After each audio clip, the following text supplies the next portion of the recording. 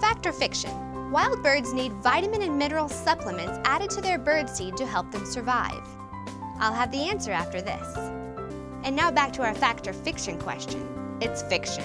While this is true for domesticated caged birds that cannot forage for themselves, it is not true for birds in the wild.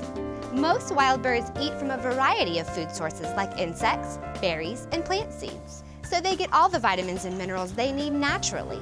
No artificial supplements necessary. As long as your birdseed is fresh, high-quality stuff like Coles, your feathered friends are sure to thrive.